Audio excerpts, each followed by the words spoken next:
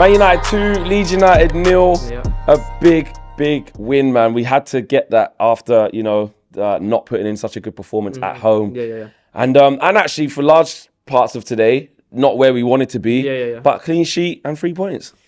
I'm not gonna lie. I thought the last 10 minutes we scored 2 goals, but I thought for 18 minutes it could have gone anywhere. Honestly, I thought Leeds for around 60, 70 minutes were the better team. I thought, look, I don't think we were good at all. But when you got Garnacho coming in, who I think he's been one of our top goal scorers when being substituted on the pitch, and I just saw a stat right now: 8 substitutes who have gotten goals for Manchester United.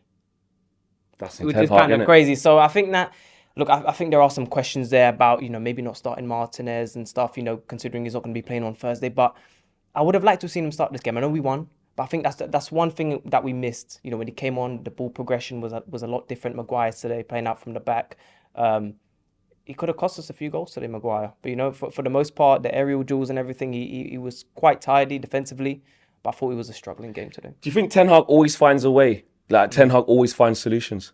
I think he does. I think he remains active during the game. Subtle changes, even in the last game, Rashford goes into the number 9 position. And, just little things like that make the difference. Weghorst today in the number 10 position today was a surprise. But I tell you what, it doesn't surprise me that he done well in that position, because even in KG in the last game, we were talking about it. He drops deep, he tries to link up, he tries to build up. He was down to work in that position, in that number 10 position. He's great at linking up the play, and he got the assist for the goal. He did. Another one, he gets a goal. Marcus Rashford. Yeah.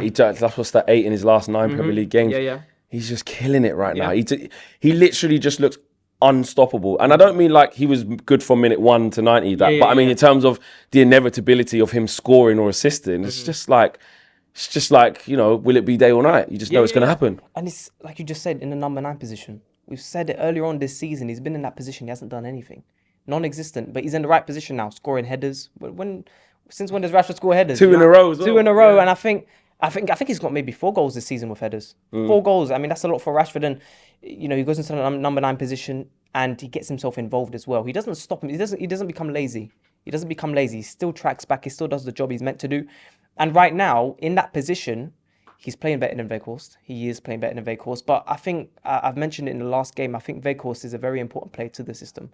He allows Garnacho to come out and stand out Sancho as well, because he's not being as much of a box presence, but he is linking up, he is building up. And which is ironic, because he is a tall, big player, he's a physical player. Do you think he deserves some credit? I think he does deserve some credit, because I think, unlike Ronaldo earlier on this season, I think he was a little bit of a liability when dropping deep sometimes. You saw it. I think Ten Hag, that's what he wants in his striker. He wants a striker who can drop deep, build up the play, link up the play, and he doesn't want no obvious crosses into the box.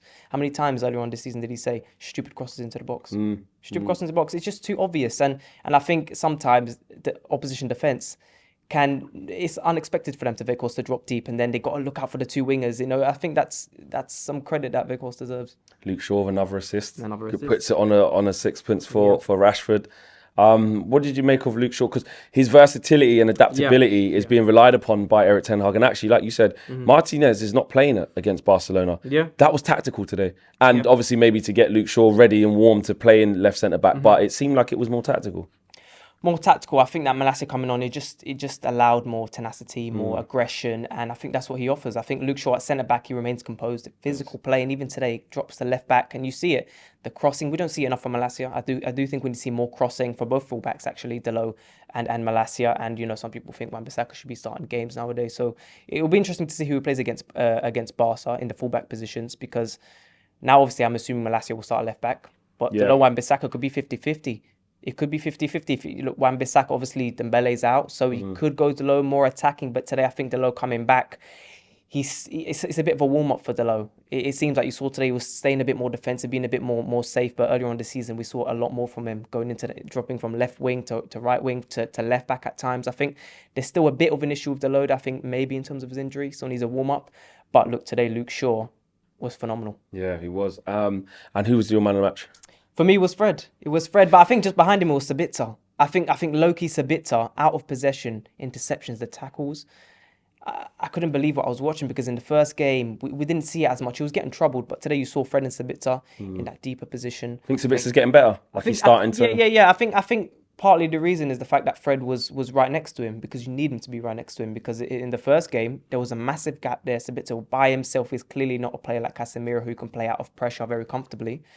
And I think when you've got a player next to him, I mean, I would love to see Casemiro, Sabitzer and Bruno in the midfield too. It would be amazing. Casemiro, Sabitzer, like that. Big up, big up.